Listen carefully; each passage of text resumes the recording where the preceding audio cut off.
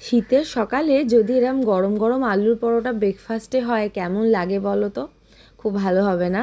না, আমি এটা আজকে সকালে বানাইনি, কাল রাতে ডিনারে বানিয়েছিলাম আলুর পরোটা। এই শীতের সময় আলুর পরোটা খেতে কিন্তু খুব ভালো লাগে, তাই কাল রাতে বানিয়েছিলাম, তোমাদের সাথে রেসিপিটা আজকে সকালে শেয়ার করছি। আলুর পরোটা বানানোর জন্য একটা আলু সেদ্ধ, একটুখানি তোমার কাঁচা লঙ্কা, ধনে পাতা, আর কিছু গুঁড়ো মশলা, অরিগানো, একটুখানি চিলি ফ্লেক্স, একটুখানি চিজ, ব্যাস এগুলোই লাগবে। আর এবার তুমি পরোটাটা যেটা দিয়ে করবে, আটা বা ময়দা যেটা তুমি প্রেফার করো সেটা।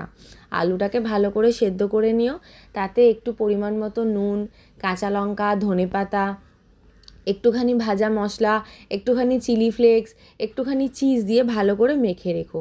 তারপর আগে থেকে মেখে রাখা ময়দার গোলাটা নিয়ে তার মধ্যে পুর দিয়ে আস্তে আস্তে তেল দিয়ে বেলতে থাকো। খুব সাবধানে বেলো, নাহলে কিন্তু ফেটে যাবে। তারপর বেলা হয়ে গেলে চাটু গরম করে পরোটাগুলো আস্তে আস্তে অল্প তেল দিয়ে শিখে নাও। আলুর পরোটা খেতে কিন্তু খুব সুন্দর, আর আলুর পরোটায় চিজ দেওয়ার জন্য পরোটাটার স্বাদ কিন্তু দ্বিগুণ হয়ে গেছে।